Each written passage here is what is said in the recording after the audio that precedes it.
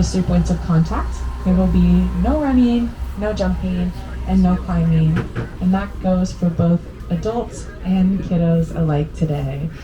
Now, we do want to remind all you parents and guardians that if you're traveling with kids today, we do consider this a PG-13 vessel. So if your kids are 13 or under, they always have to be accompanied by an adult. And accompanied means that they're always within an arm's length reach of you. That's so if you know that they're safe throughout the day, then we know that they're safe as well. And for parents traveling with maybe some little kids who might be big enough to fit in your arms or on your shoulders, we do ask that you refrain from holding them on your shoulders today. And if you are holding them in your arms, that it's nowhere near those outer railings. If we see this, we will ask you to relocate to a safer spot, which is going to be at least an arm's length distance away from those railings. And I do want to remind everyone that this is a non-smoking vessel. We never want to see smoke on a boat. So please, while you're out with us for 7.5 hours today, no smoking, no vaping, or no e-cigarettes today. Now, moving on from some of our safety information, I do want to touch on seasickness again, because it's the biggest thing that's going to get in the way of you having a great day out on the water today. If any of you have never experienced seasickness, if you don't know if you get seasick, if you're just wondering if you get seasick, I would highly recommend you consider taking a preventative, which is going to be boning or Dramamine.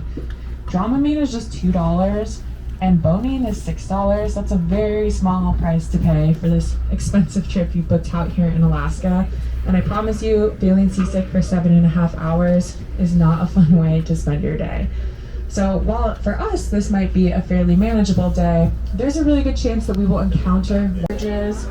We'll be down there throughout the day. Feel free to stop by, chat, order a yummy snack, whatever floats your boat. And then just beyond that, we do have our 4 marine heads, also those restrooms. They are really sensitive. So while you're using them today, please remember only small amounts of toilet paper and anything that has already passed through your body. Literally anything else like paper towels or flushable wipes will clog those toilets. That is everything from me, folks. Your crew's here for your safety, but also your comfort. So if we can do anything to help, please don't hesitate to ask. I'm going to pass it back up to Captain Marcel. Thanks so much. All right, so before we talk too much, we have really good views of some mature bald eagles. So off to the left, we have one that's pretty much eye level with those of you here on the upper deck. Looking a little ragged, like they're hanging out outside in the rain for quite some time. Definitely take a look at this bald eagle, especially in contrast to the one directly ahead of us on the other marker. Looks like that one's been hanging out somewhere dry for a while.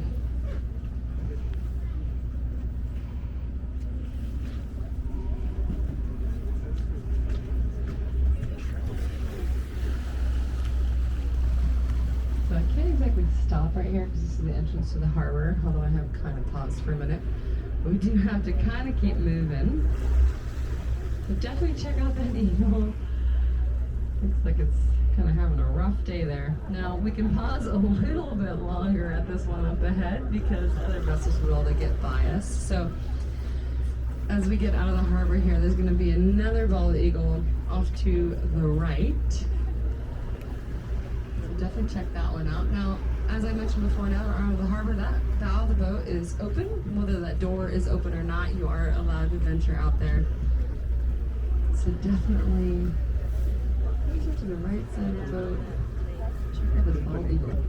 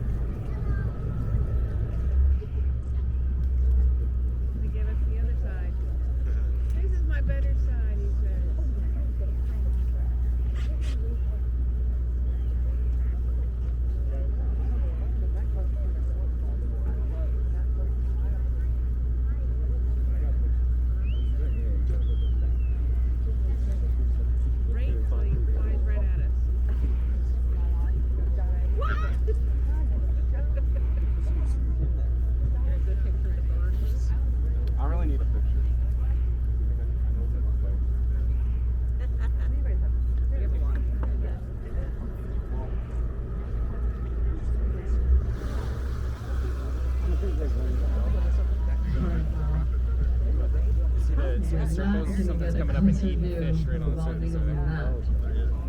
Pretty remarkable there. So we're not even just barely out of the harbor, and we're already getting some wildlife views. So I think that's probably a pretty good sign for the day. So, as we've said multiple times, my name is Marcel. I will be your captain today. But along with Carson and some of your other crew, I will also be providing you with a narration for the trip. So we'll be telling you about the wildlife we'll see today, the area we are cruising in, even a little bit of history. But by no means do we plan to talk to you on this microphone for 7.5 hours straight. If I was to come out here, especially on a beautiful misty day like tonight, and here's exposed for 7.5 hours, I'd probably ruin the trip. So I do want to let you all know that it's our goal to hopefully tell you information from the but also just allow you the sights, to enjoy the sights and the sounds and the wildlife, as well as just time to talk with friends and family, these loved ones that you chose to come out today. Now, when we do approach wildlife, we do know that you're going to want to know what we're approaching. You want to position yourself in the best way. I found the quickest way for me to communicate to all of you is if we use the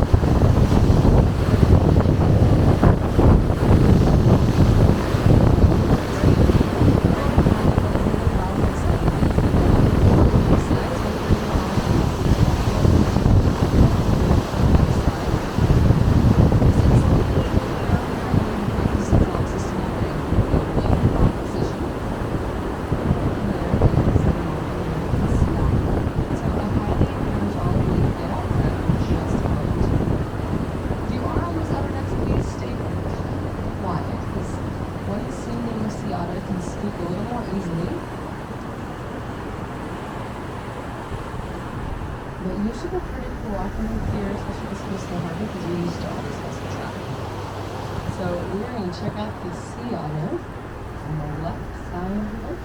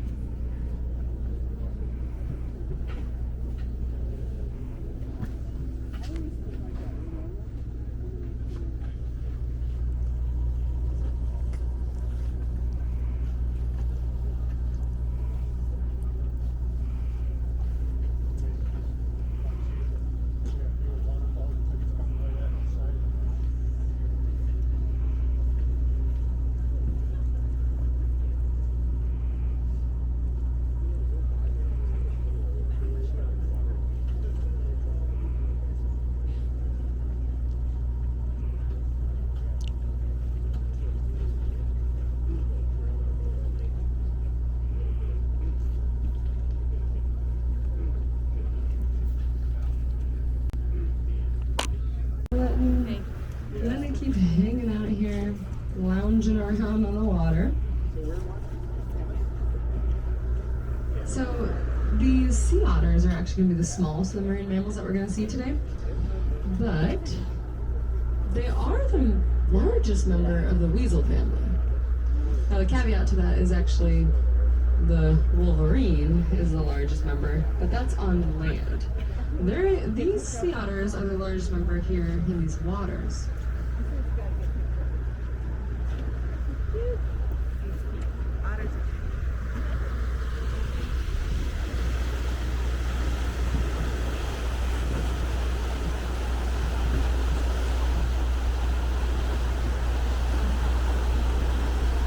So they're significantly larger than you think, especially when we're looking at them from here on the upper deck. So they're about 5 to 6 feet long from the tip of their tail to the top of their head. And they can weigh up to 100 pounds. That'd be a full-grown male sea otter. Now, one of the most interesting things about these sea otters actually has nothing to do with their size and more to do with their fur pelt. They actually have the densest fur pelt of any mammal in the United Kingdom.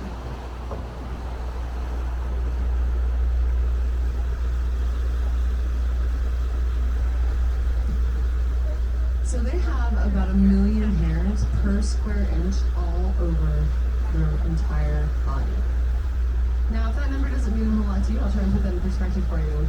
A German Shepherd dog is an animal that we think of being pretty hairy or furry.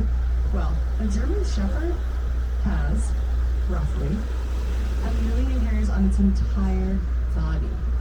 And that's what these sea otters have in just 1 square inch. So, that's what makes it the finest fur pelt in the United Kingdom. So we're just getting up to speed here, kind of waiting to go by this little vessel here. Throughout the day today, we're always very aware of our wake. That is the wave that we generate as we are traveling through the water.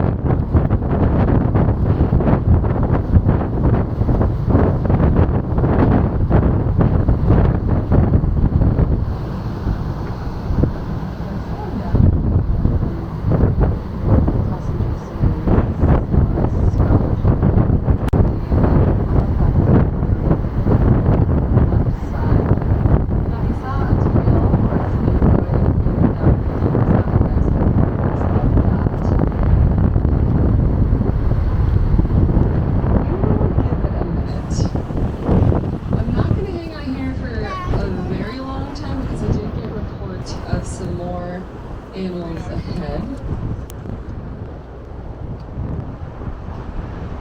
And I definitely don't want you to miss that opportunity.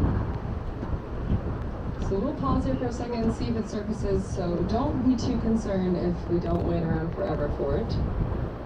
I do promise you, I do care about showing you whales today.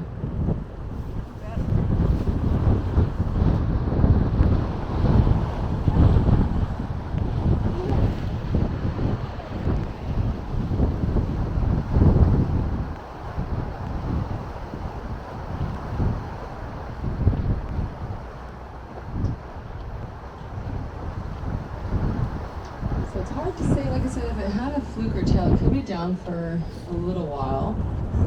Just trust me that we're gonna move on from this. This is where you have to put a lot of faith in your captain here.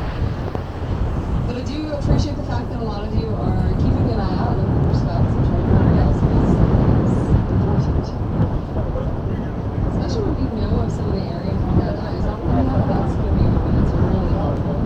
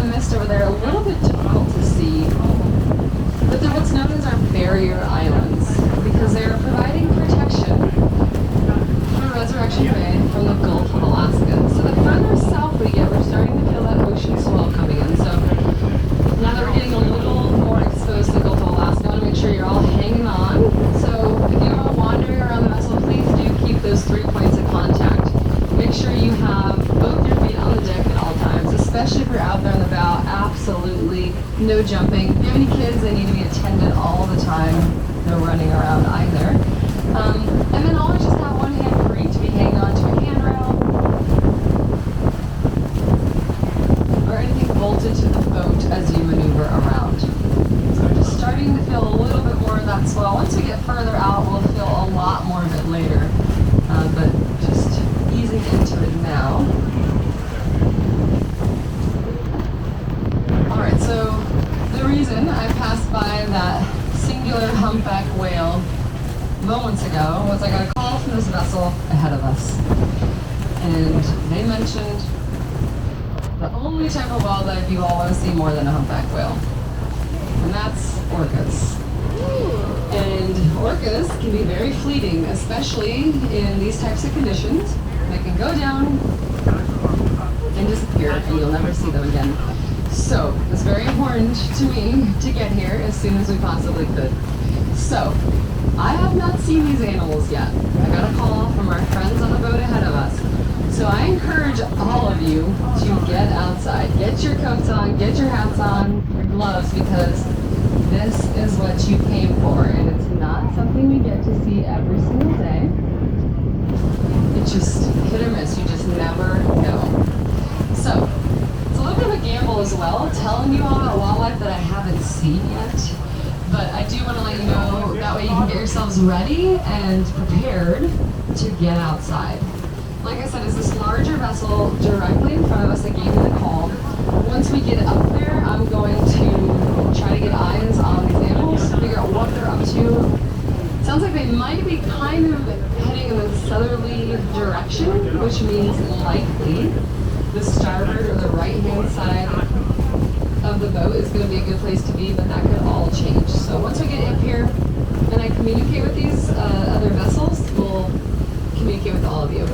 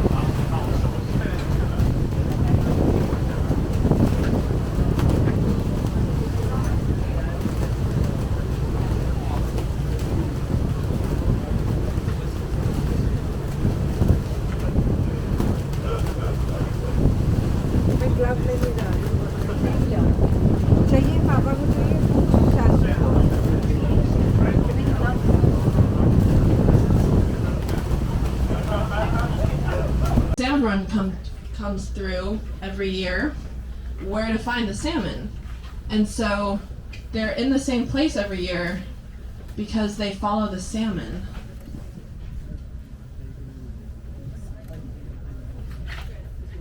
Their favorite kind of food, at least the fish eaters in this area, they love to eat the Chinook or king salmon. And this is a good time of year to see them because we have the Chinook and king salmon runs coming through this area. The other ecotype of orca we have in the area are the transients. The mammal eaters, we see them less frequently. They're a little bit sneakier. They are more stealthy because they hunt animals like sea lions, seals that tend to be a little smarter than salmon.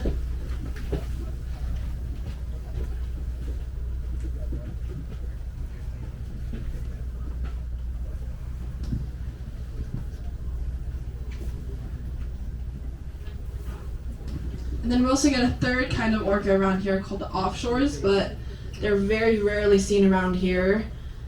And those guys tend to feed on sharks and rays. So 3 different ecotypes of orcas. Some researchers are trying to consider these ecotypes completely different species of orcas. They are so ecologically different from each other, the residents and the transients, that the residents, the fish eaters in this area near coastal Alaska, are more genetically related to fish eaters over in the Atlantic Ocean than they are related to the transient orcas in this area. So that's how genetically different they are. They don't interact with each other. They avoid each other. If you ever see two groups in the same area, they don't interact, they don't breed. They're practically completely different species, although they look the same to us.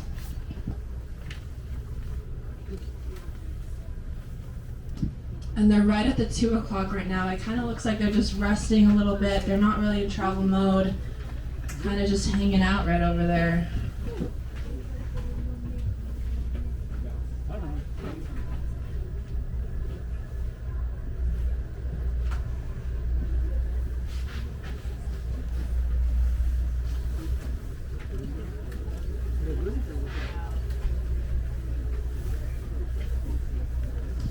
So this is a family group of orcas. Orcas are, one of my favorite fun facts about orcas is that they are matriarchal. They follow and stay with their families and their mothers for their entire lives. And their family pods are built around the eldest female, usually a grandmother, and the eldest female is who teaches everyone in the pod about their culture, their traditions, how to hunt, how to eat, where to find food. They're very intelligent animals. I personally think they're smarter than us, but there's no way of knowing that for sure. We can't ask them how smart they are.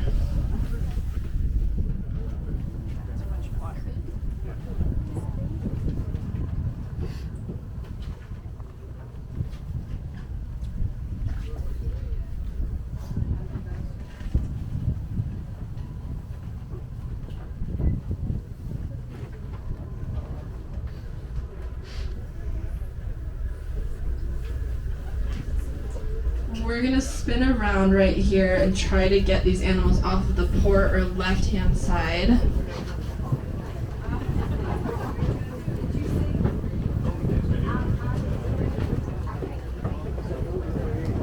There's a male right in front of us at the 11 o'clock as well who's moving to the left.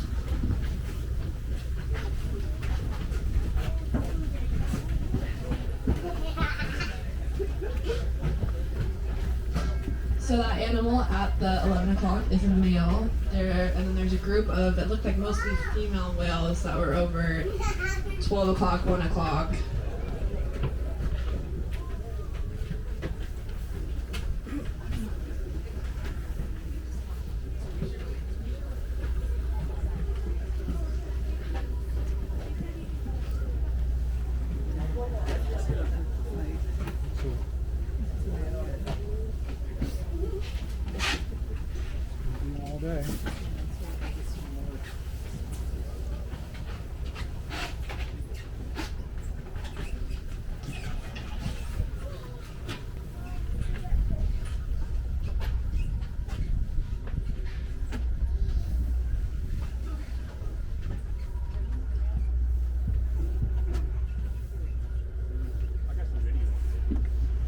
That was amazing. They're passing right in front of us. There's that big male, or these are females actually, right in front of us.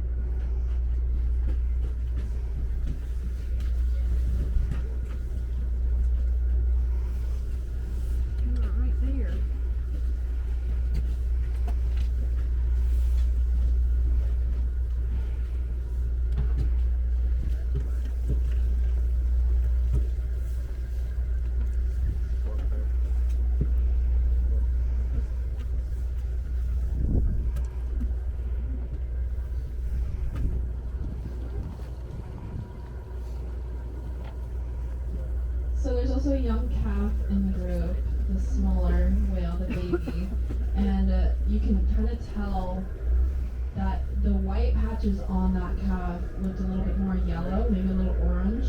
That's because since it's so young, it hasn't built up a layer or a thick layer of fat yet, or a thick layer of blubber. And so without that thicker layer of fat, you can see like a little bit more, like it's a little more orange because of like the whale's blood. So you can tell that it just needs to build up a layer of fat. And it hasn't yet because it's just a little baby.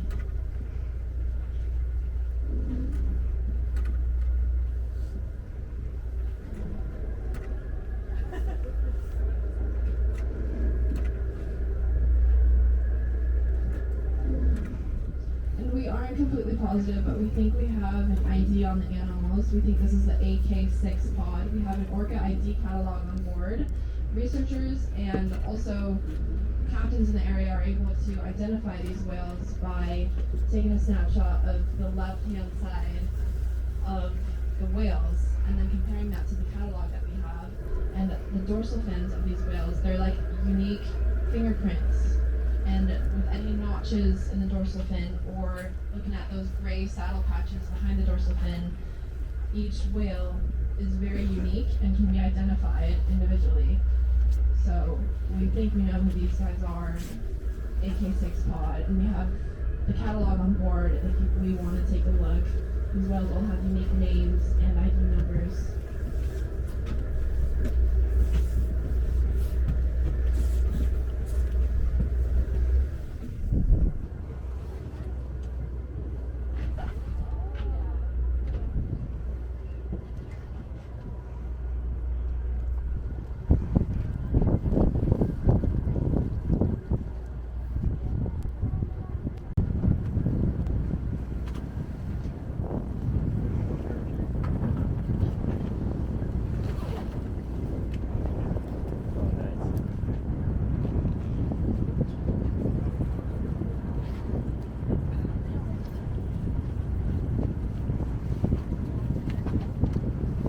We have one that's at the 1 o'clock, and they're kind of coming this way, so we're just going to hang out in neutral. And then we have some others that are right here on the port or left side, so this is really great. Those who are on the bow are getting amazing views, but they're kind of just all over. So certainly enjoy this. This is absolutely incredible.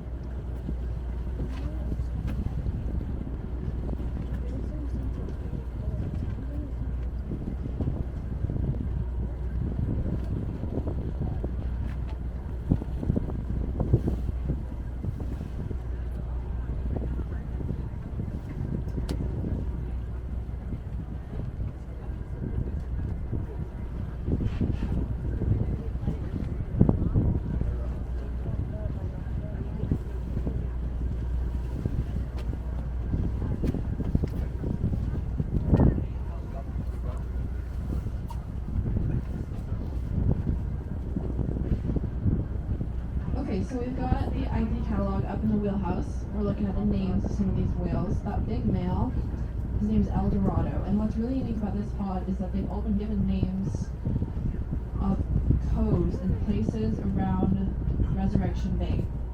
So we have the main matriarch, the grandmother whale, her name is Cheval. We have an area of Resurrection Bay called the Cheval Narrows. The big male, like I said, his name's El Dorado, named after the El Dorado Narrows that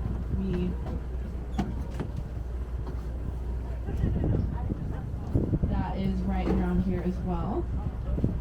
And then we have a female named Spire, named after Spire Cove.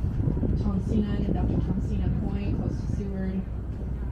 bulldog and porcupine, they're all named after coves in Resurrection Bay. So I think that's really unique about this particular pod of orcas.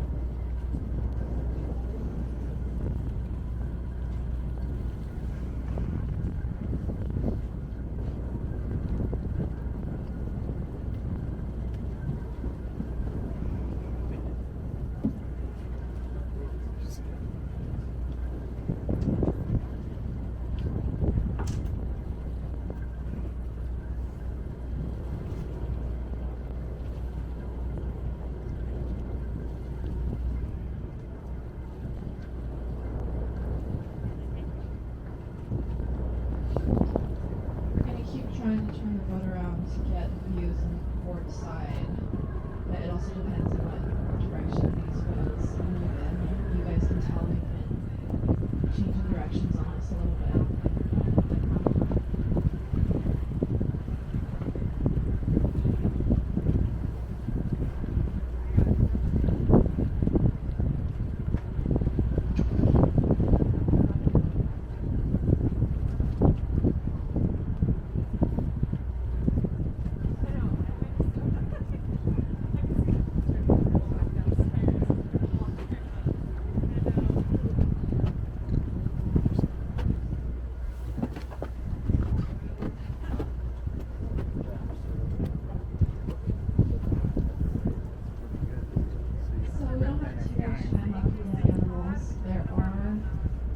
Set in place to protect them.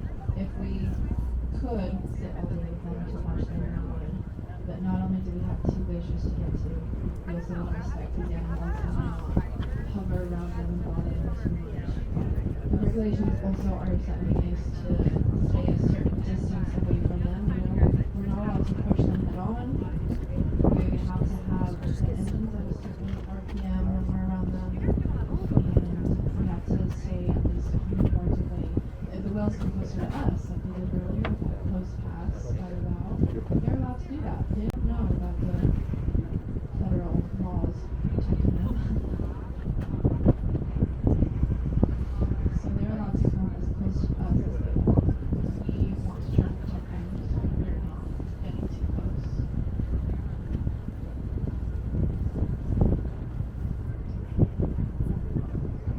That was a little spy hog. I don't know if you guys saw that right up there at the top. Kind of sticking its head out of the water. They do that to get a good look at what's going on around them. Maybe they're checking us out.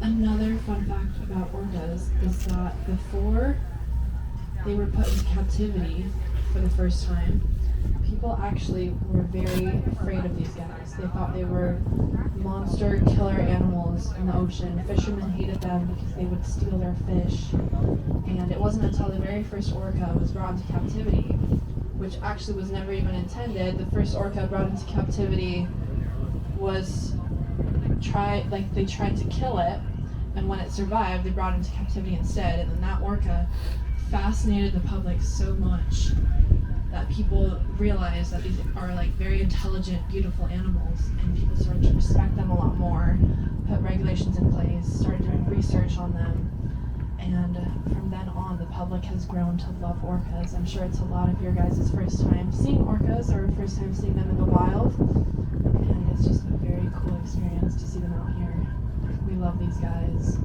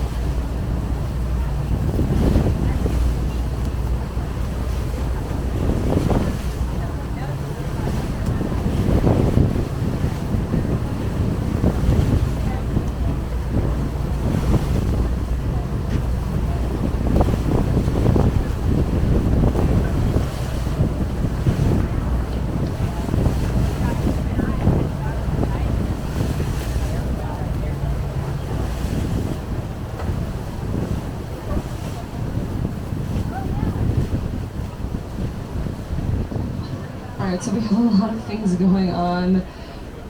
Your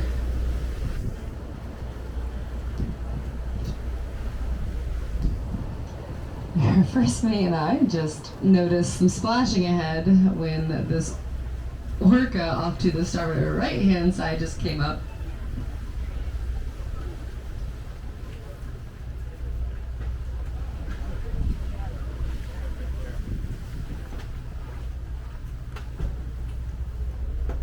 So that was amazing. That was the big bull male, and I think that was actually El Dorado, if you're curious about which one just surfaced next to our starboard side. Now, if you're more interested in seeing a breaching humpback whale, which is very rare as well, we saw it splashing ahead of us directly at the 12 o'clock position. So obviously we're going to go check that out. They oftentimes don't do this for very long, so we are slowly going to move away, even though there is an orca very close to us. So we're going to kind of just slowly pick up speed here. Now we could recognize El Dorado because El Dorado has really unique dorsal fin. There we go. So they're right beside us on the starboard side. So in just a minute, we're going to leave this, but it's kind of hard to choose between these two things.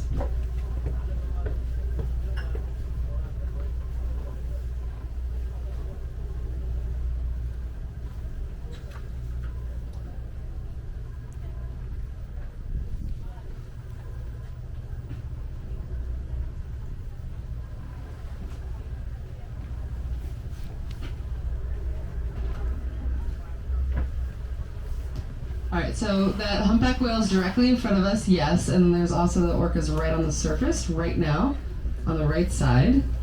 There's all El Dorado right there. So we're going to slowly move off of these because we just got some incredible orca views. And hopefully this humpback whale keeps going for it.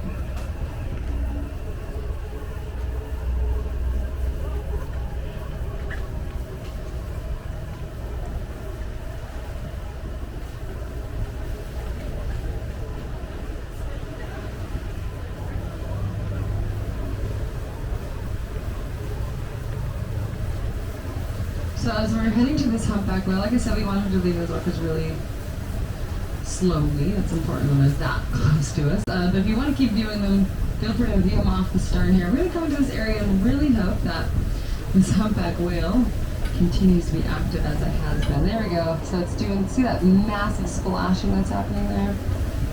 That was some tail lobbing.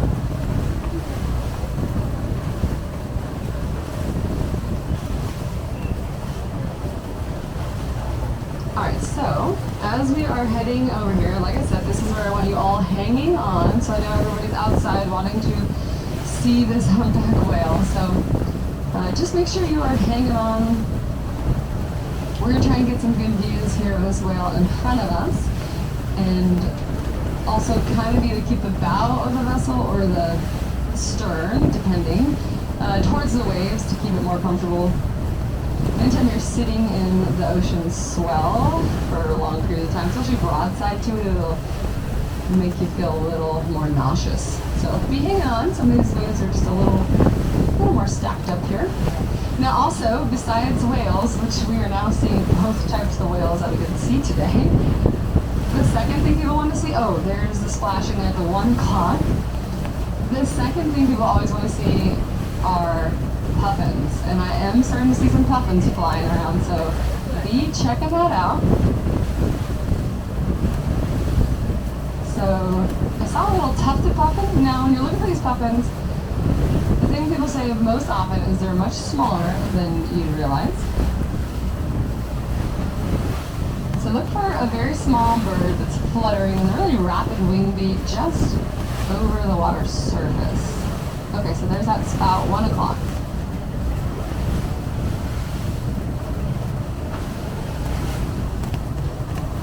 Ready for my puppet sighting here. My number 1 bird.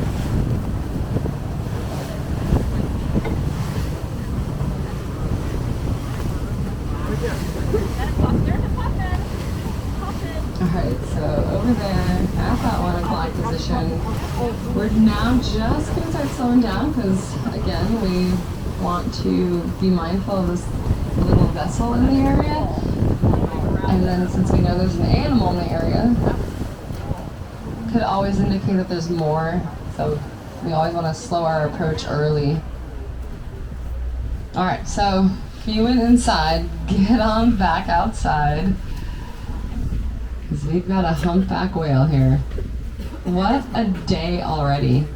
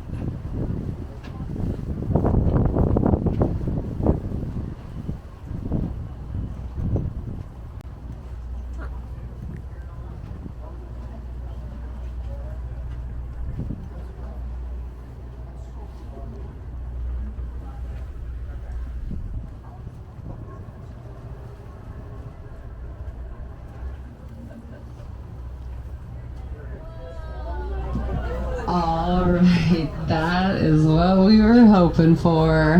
How amazing is that? Keep watching, right near shore, 1 o'clock. These humpback whales are the 5th largest whale. That makes it the 5th largest animal on the planet. And so when they breach or jump out of the water like that, you're getting the very lucky and fortunate opportunity to see its entire body. There we go. Still going for it. That whale, fully grown, is 50 feet long. And there was, it was either part of its fluke, which is its tail, or part of its pectoral flipper. It was hard to tell. So this vessel is 96 feet long, to help you put that size of that animal into perspective. Get outside. This is amazing. Starboard or right hand side. Maybe the only thing I like seeing more than orcas is a breaching humpback whale.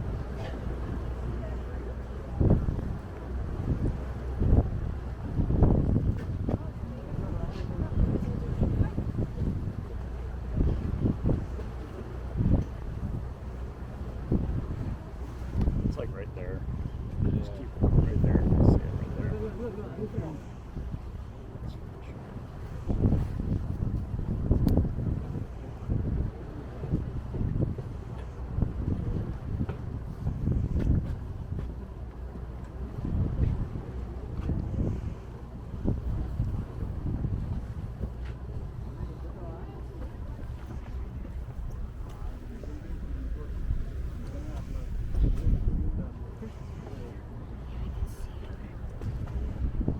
Alright, so that was its pectoral flipper right there, just slapping the water. That's a third the length of their body, those pectoral flippers. And you could even see half its fluke, half its tail is sticking up.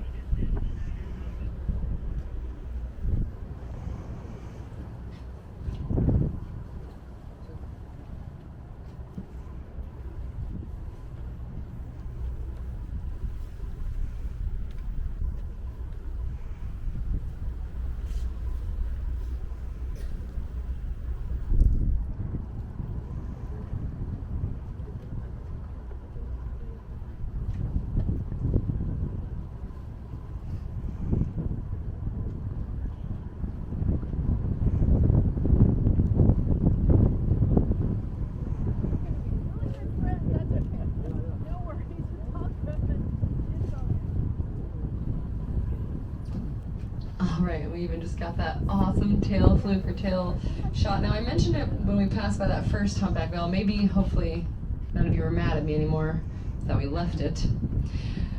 But when we passed it, it had that deep sounding dive where it showed its tail or fluke.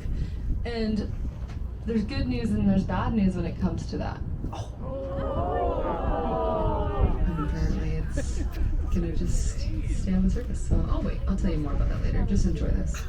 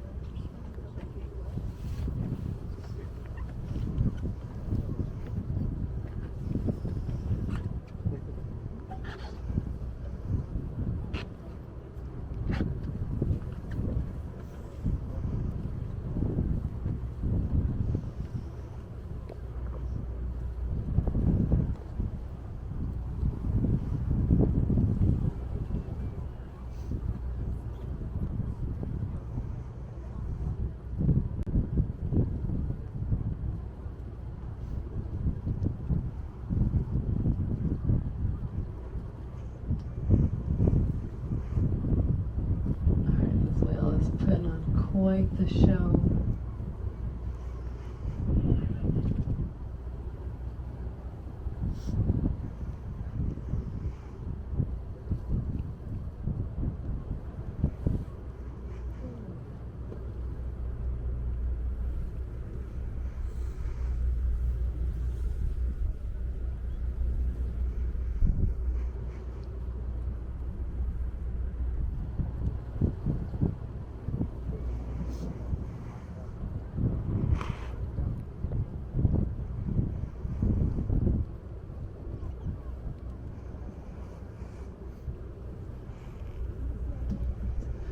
So we're gonna spin around here and put our stern into the waves for just a second. So the boat will be broadside to these waves, just hanging on. Just want to allow for people on the bow to get a good view, and then also anyone who is on the port side who's not really able to move around. So I think you've probably learned today is going to just be a day of musical chairs.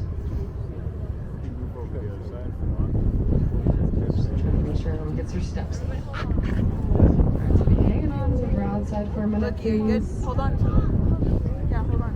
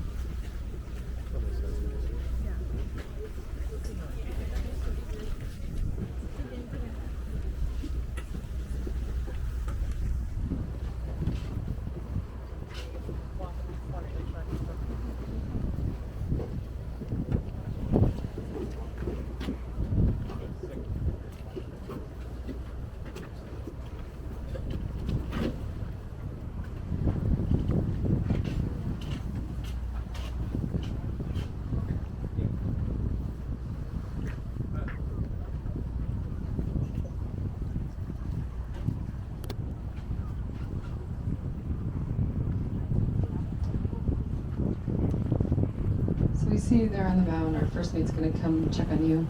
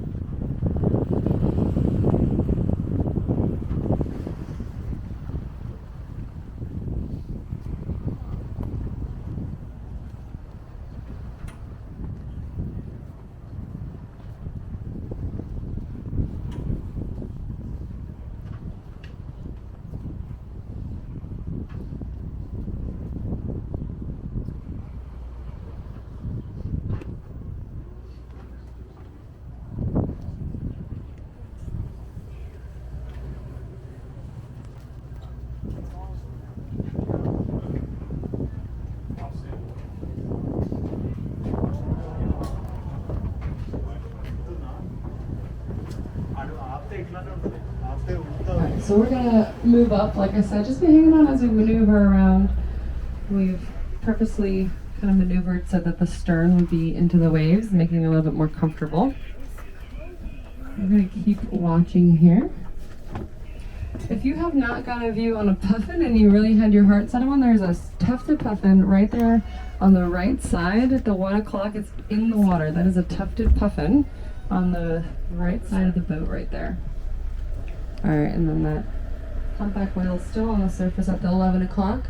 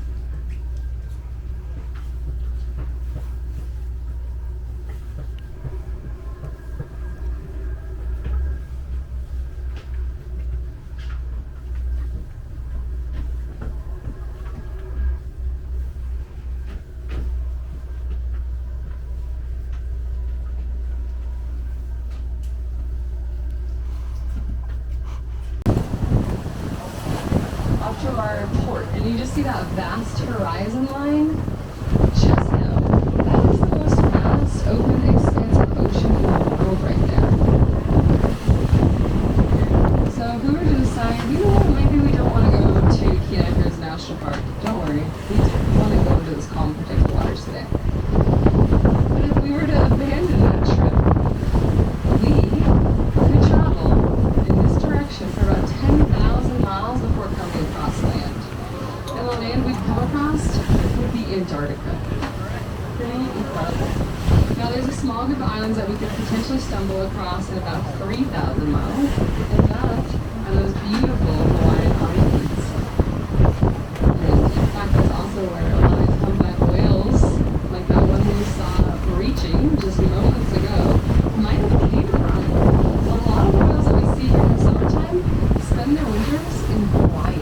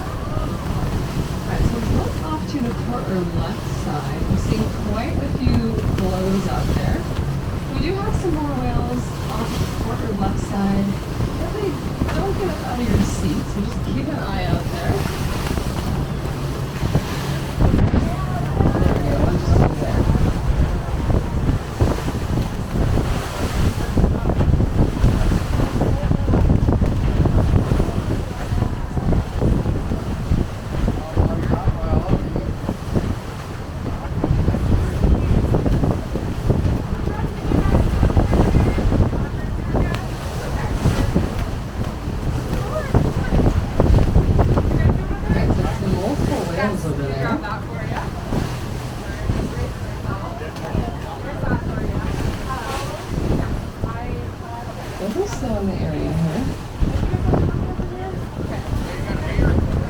Not on me right now. When we get around this corner. You doing it this year? And actually, just based on the dorsal fin of those whales, those are actually fin whales. So there's a blow right there. Like I said, we're slowing down. We can't stay stopped here in this particular spot. It would make a lot of you sick. And then we breathe broadside. It'd be very uncomfortable, but really amazing here. This is a third type of whale that we don't get to see very often. These are, like I said, called fin whales, and they are the second largest whale. So keep an eye out there to the port or left side of the vessel. Quite a few blows from them. Now, it's going to be similar looking to the humpback whale, except their dorsal fin is more pointy. And they're longer, they're about 70 feet long. Oftentimes they call the greyhounds of the sea because they're actually pretty fast too. So once they go below the surface, they spend a lot more time below the surface, and they're really hard to trap because they can travel quickly.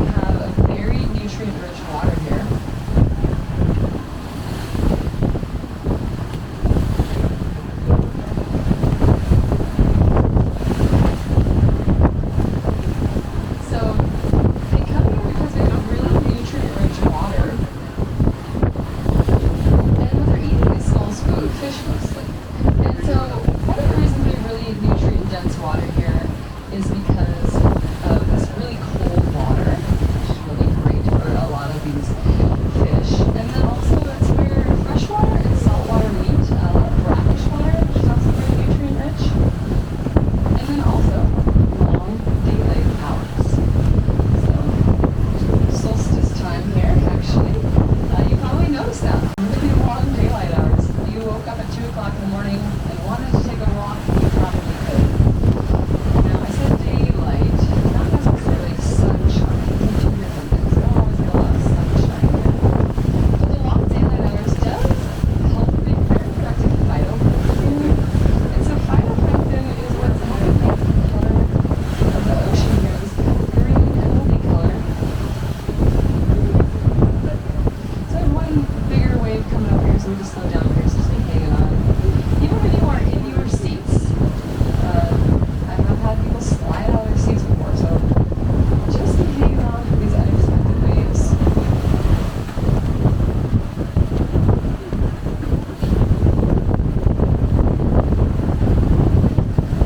So the phytoplankton is a really big part of why we have really nutrient-rich water here. It's what's contributing to the color. And so it's what the small fish are eating. I'm sorry, the zooplankton are eating. And the small fish are eating zooplankton. Larger fish are eating small fish. So these humpback whales are here eating herring, krill. Krill are a type of zooplankton. They're like little shrimp that look like.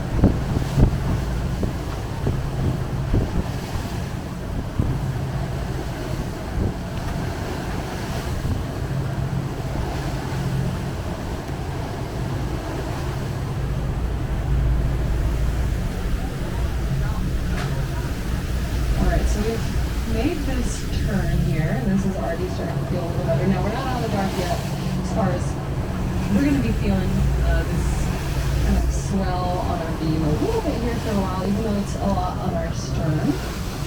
So just be hanging on. And I did see another blow, so we're just whales everywhere today. So look out to the quarter left side again, there is a blow that was just happening. So around the 10 o'clock position. Keep your eye there.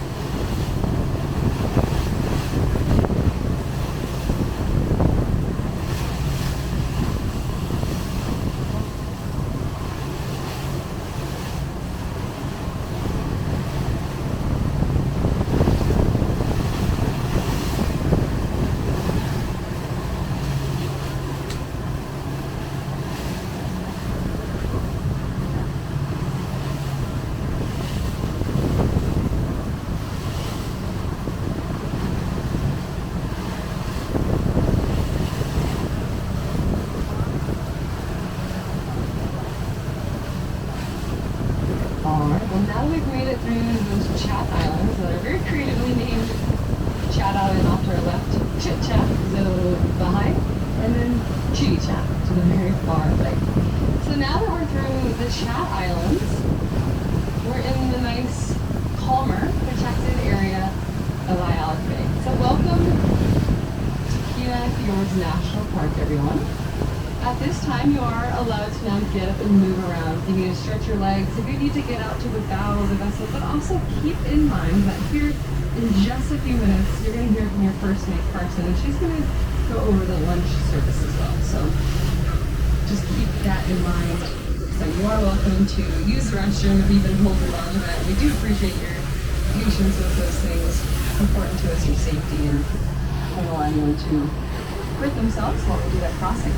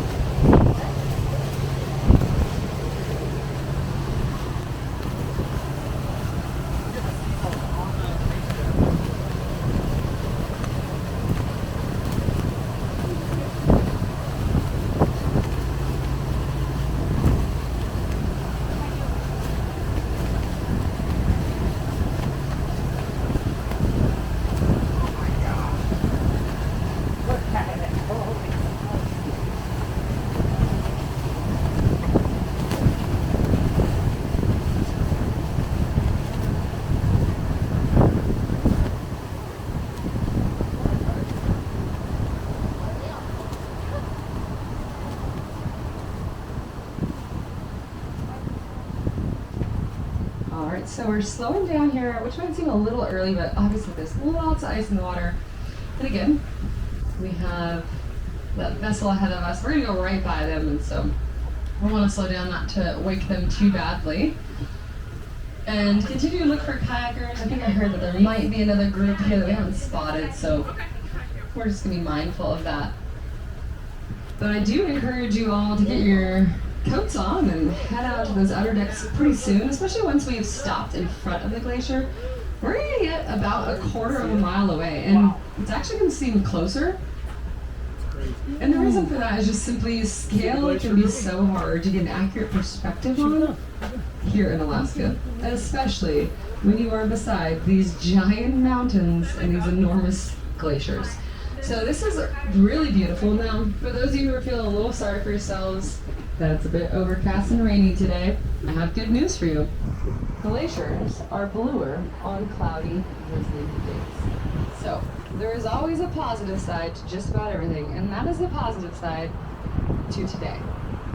So once we get up there, we're going to sit at that good safe quarter-mile mark. That's a good safe distance just in case the glacier does decide to calve. And we'll show one side of the boat towards the glacier first, and then we'll pivot around and show the other side. So if there's any of you who aren't really able to get outside or get up and move around, just know we will show both sides of the boat towards that glacier. So you should be able to get views no matter where you are.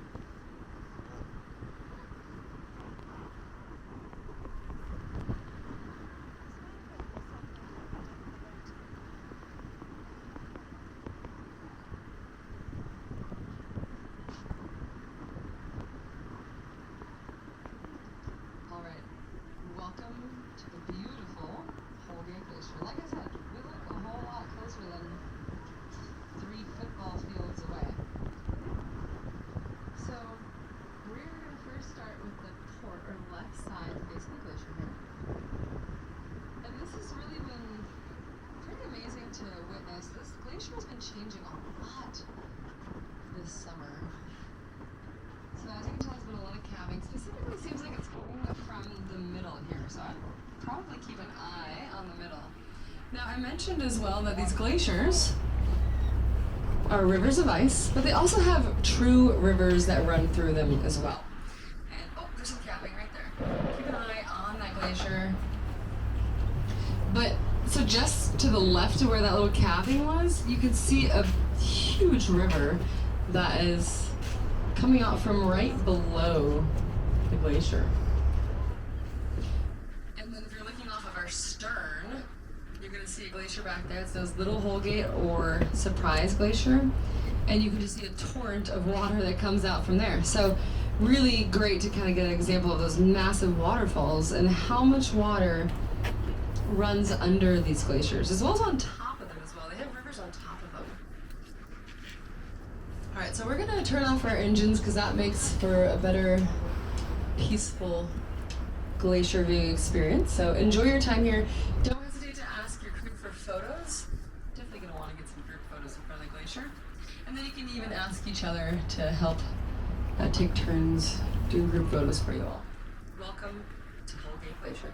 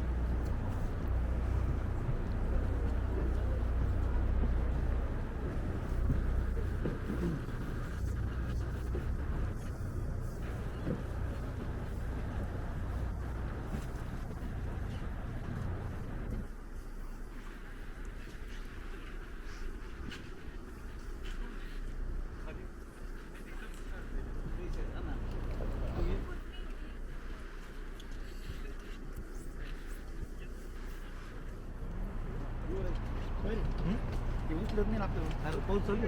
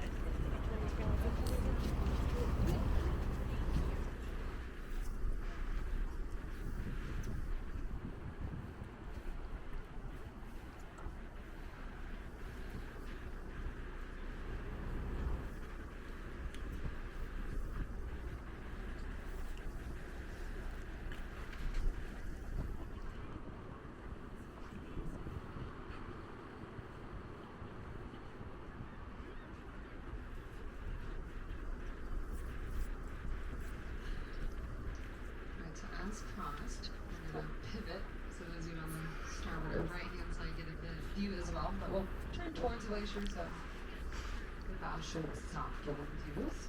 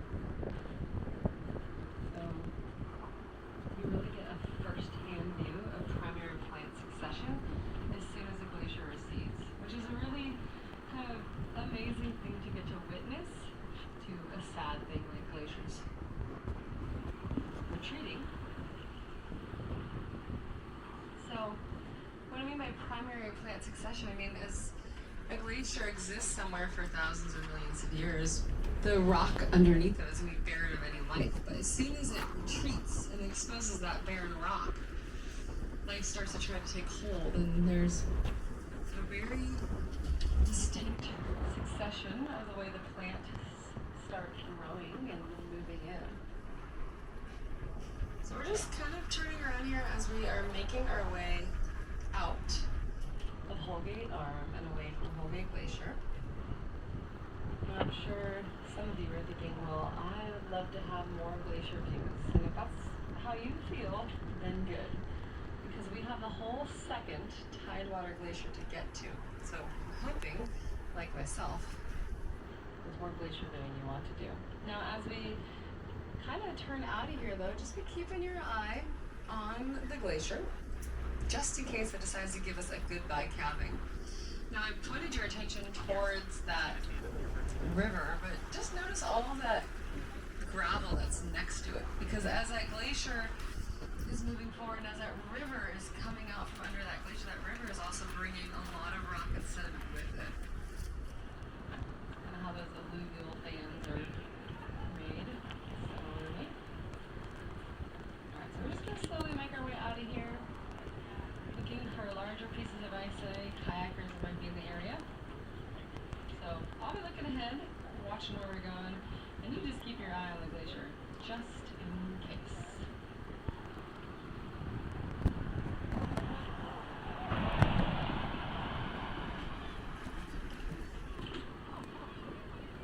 Right on cue.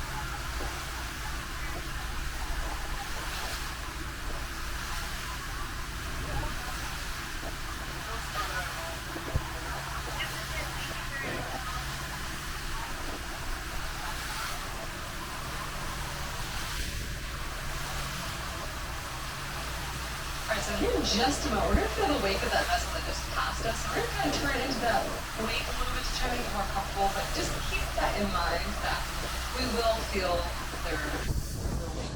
Just get along, it shouldn't last too long. We will feel that.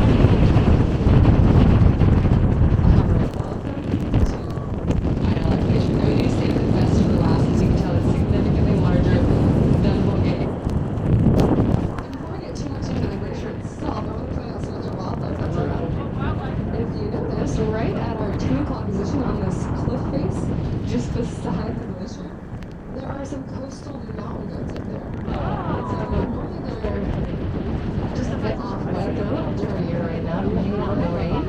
So look for those white spots kind of on that rocky ledge there. About halfway up, or about 3/4 the way up, kind of in that grassy spot near there. So there's some coastal mountain goats, which is really quite a treat to see those guys in their natural habitat here. And then also, if you are noticing out on the ice, you might be wondering what are these black dots out on the ice in front of us? Well, those are harbor seals. Harbor seals. So we have a bunch of harbor seals here, as well as coastal mountain goats, and not just all this glacier ice, but quite a bit of wildlife as well. Now, as we pull up to Glacier here, we're going to do the same thing that we did before. We're going to sit with the starboard or right-hand side facing the glacier first, and then after a little bit, we'll pivot around. So people should be able to get views on both sides. Now, we are intentionally going to kind of pull the hoverboat into this glacier ice here. We're going to have a crew member on the bow with a large dip net, and they're going to be scooping some of this ice out of the water. They'll be on the port or left side, so please do give them a little bit of space there. We certainly don't want anyone getting hit with the dip net. Oh, there they are. So cute on the ice. Little harbor seals on the ice there, Luke. As well as opening that gate there. But also look at some of these beautiful pieces of ice in the water here. Some of them are almost getting to be the size of true icebergs. So the small ice in the water is called brash ice. The next size up is called a growler. And the size just below an iceberg is called a bergy bit. And yes, these are the scientific names. Alright, so enjoy your time here in front of Ayalik Glacier.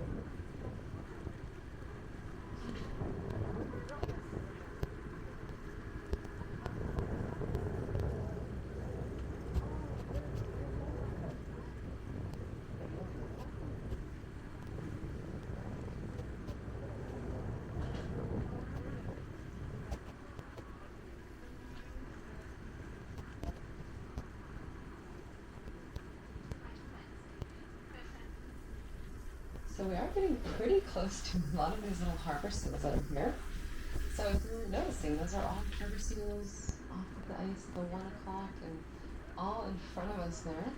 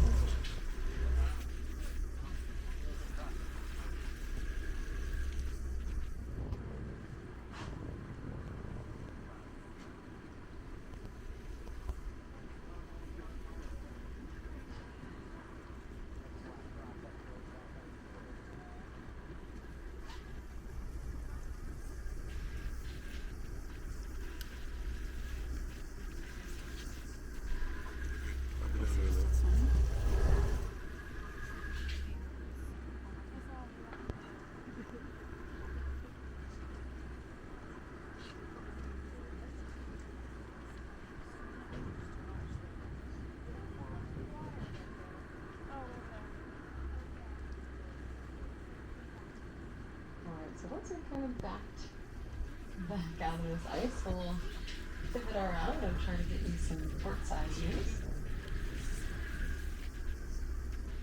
Do the binoculars. On the beach.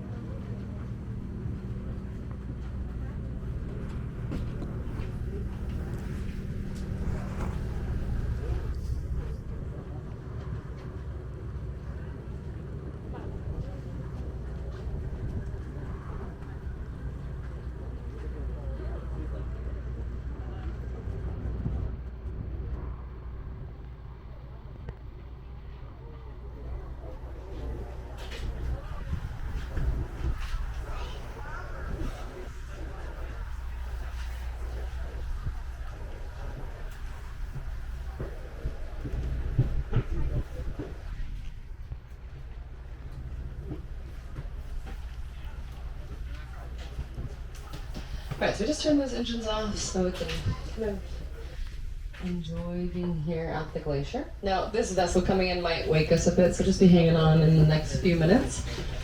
But just a reminder, if you look in front of us, I'm seeing at least 5 mountain goats up there. Oh, and that one that's low, I just noticed it has a little baby. At least 6 mountain goats. So, right there at the 11 o'clock, just look for those white dots moving around. So that's a nanny and a kid there low down, and then probably some more nannies and maybe some kids. So that's that wake from that vessel. So please do be hanging on for the next few moments.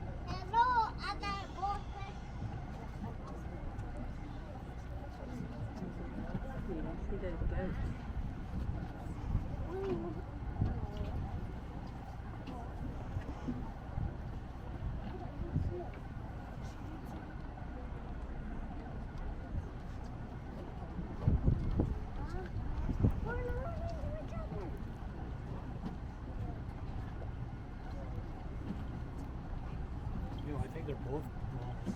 All 3 of them. Yeah, with the, yeah.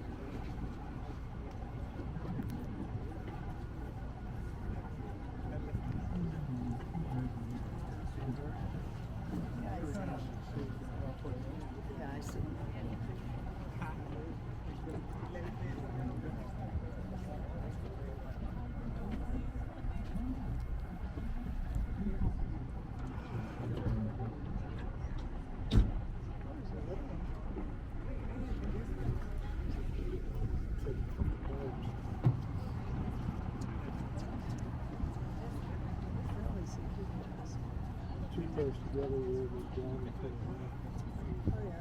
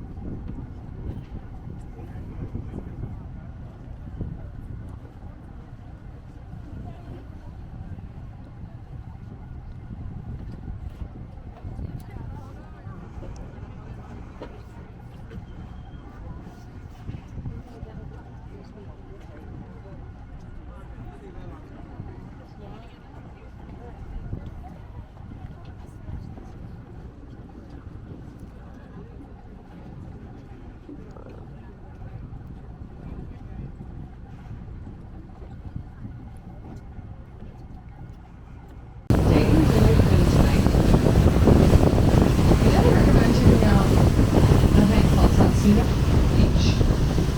So Tuxedo Beach hike there starts at home, and it's 4.5 miles round trip. And it ends at Tuxedo Beach, and then you guys it's right here on the water. It's a beautiful view. Oftentimes people do a full plunge their hand if you're into that kind of thing. It's a great spot for that. That hike also great when you have dogs.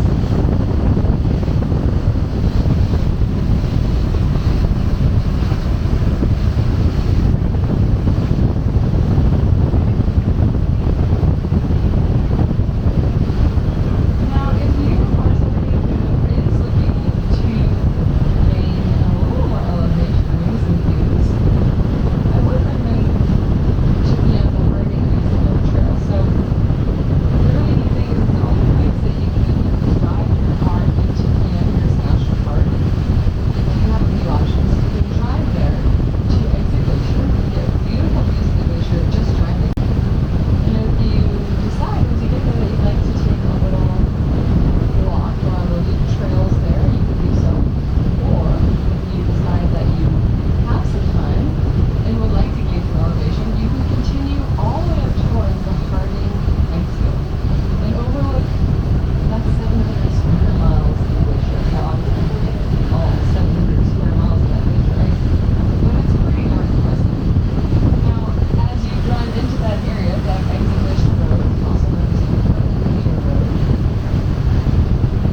just notice on the right side, there's going to be signposts that have dates. And those dates correspond to where the face of Exit Glacier used to be. So although it's very sad, it's also quite striking and important to take note of where the face used to be and how it is. So definitely recommend those hikes for you. Now if you look off to the side, the right-hand side, you see kind of an industrial looking area over there. That's the end of the road for the east side of Resurrection Day. And you might even notice a little blue tower behind the trees, barely poking up. That is a guard tower, because back there is one of Alaska's very few maximum security prisons. It's called Spring Creek Correctional Facility. That's where about 500 of Seward's finest gentlemen do reside. In fact, we had some pretty infamous people there. Familiar with that name, Richard Baker, who did reside there. Perhaps you are familiar with the movie they made about him called On Frozen Ground. But I suppose if you're going to be locked up forever, you might as well be locked up, nestled between some mountains with views of glaciers. So that glacier's back there in that valley. So perhaps it's the prettiest prison in the country right there. Now, I already mentioned the Alaska Sea Life Center, but I'd just like to briefly mention it one more time. Definitely check that out if you're out still trying to figure out what to do and haven't been there yet. And then also, we have a really amazing museum located in our library. I do use that term museum kind of lightly. It's pretty small, but it does have some great information. And many of you know about the 1964 earthquake that happened in Alaska. It's the largest earthquake that happened in North America at the time. And it was a 2.2 Richter scale, and it actually caused quite a bit of damage in this area. And there's a video that plays there that kind of goes over all that information and a lot of other history in Alaska too. So those are things that interest you. I recommend checking out the museum as well.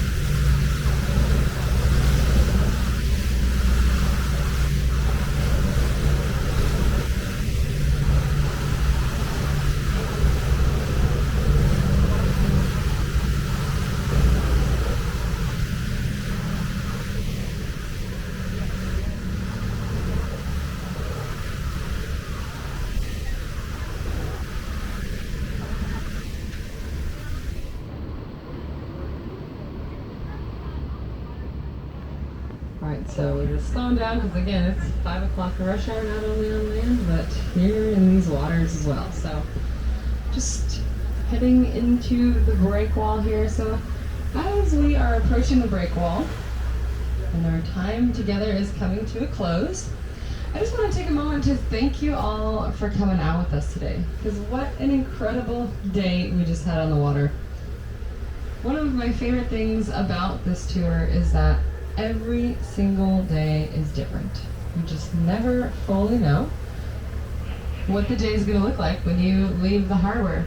And luckily for all of us, today turned out to be pretty special. And I love to hear you guys are all in agreement. So, leaving the harbor, not only did we get those orcas and have those great views of the AK-6s. So if you forgot which pod that was, it was the AK-6s. Feel free to look up any information about them later too. We definitely saw El Dorado and a couple of those other members. And then immediately saw a breaching humpback whale. So that is pretty incredible to see both those things, as well as all the other wildlife we saw today, like the bald eagles, the stellar sea lions, the harbor seals and sea otters, even the mountain goats at the glacier. And yeah, not to mention those two beautiful tidewater glaciers. So I do want to thank you all for coming out with us, because I recognize I wouldn't have this job that I do truly love so much if it wasn't for all of you. So once again, thank you so much for coming out with us. And then actually, as we were entering the break wall, there is one other group of people that I'd like to thank, because I couldn't do my job without them. And that is your incredible crew. In fact, let's give those guys a round of applause. So Carson and Ricardo, Holly, Killia, Michaela, they work so hard to make sure you have a fun and enjoyable and safe trip out here on the water. They're running around taking care of you all. They even took care of some of you that felt sick today. They were serving you drinks and food, being your wildlife spotters, and even Killia did some narration today. So if you thought those guys did a good job, please do feel free to show your appreciation towards them in any way you see fit as you disembark the vessel. Any form of gratitude or even gratuity is greatly appreciated by them. And I know it does make them feel like you had a great time out here, and that really, truly is very important to them. Now also, every day we get questions about Venmo, and yes, they do accept Venmo. There's a QR code that's going to be on that tip jar as you disembark, so feel free to check that out. There are a couple harbor seals right here off on the right side of the vessel. Can't stop here, there's a lot of boats coming in, so look off the right side. And there's also another sea otter, so we are still getting wildlife views right now. Now, if you just also want to thank your crew, they're going to be standing there at the boarding door as you disembark as well, so feel free to just tell them thank you and goodbye at that time as well.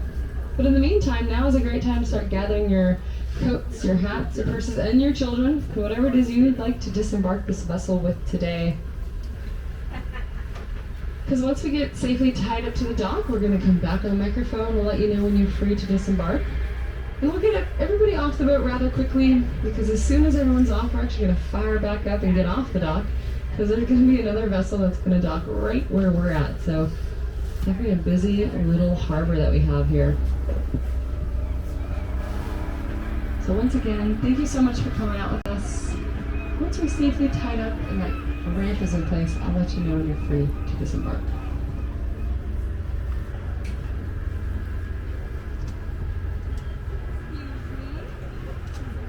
Drive right here?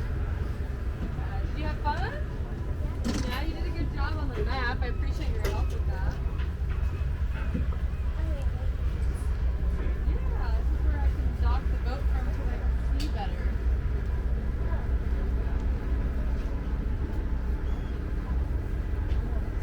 Where are you from?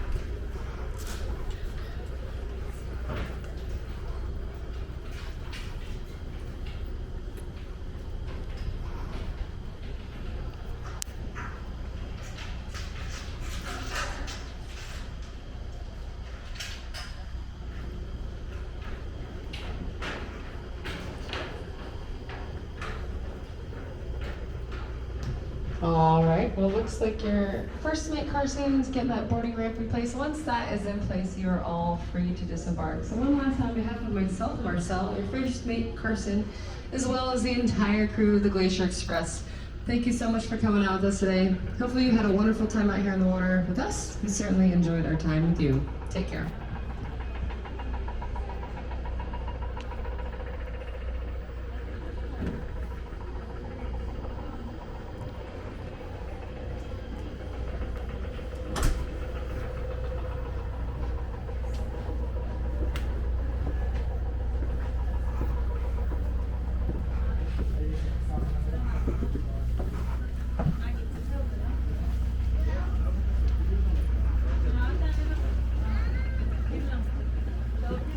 Fantastic. Thank you very much. Yeah. Oh, I didn't hear. Oh, good. Yeah, yeah. We were worried. They fostered the clouds and everything, but Yeah. it's like, hey, we just gotta get to that. Wildlife doesn't matter. That's the best thing. Well, they're out there somewhere, no matter what. They all look worse than this, so it's no big deal. Yeah, exactly. You can play. Yeah, right? I know, and I'm happy that the city turned out to be fine, so, yeah. That's good. Thank you very much. Yeah, of course, of course. Thank you. You want to do the photo for you? Yeah, that's okay. Yeah, that'd be great. Thank you. For sure, y'all have a good time? Alright. Oh, yeah. What a great looking group. Alright. 1, 2, and 3. And on those prayers. That's on your head. There you go. Thank you. Yeah, you're welcome.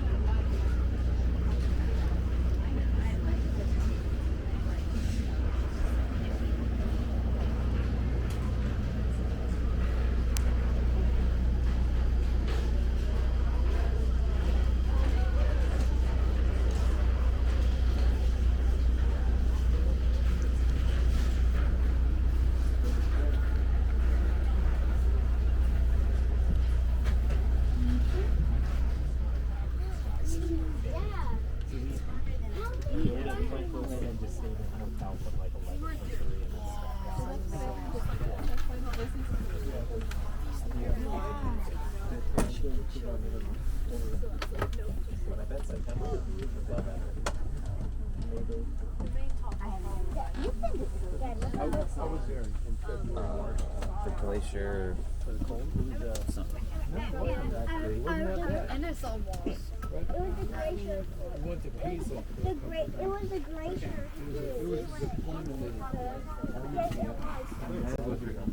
Okay.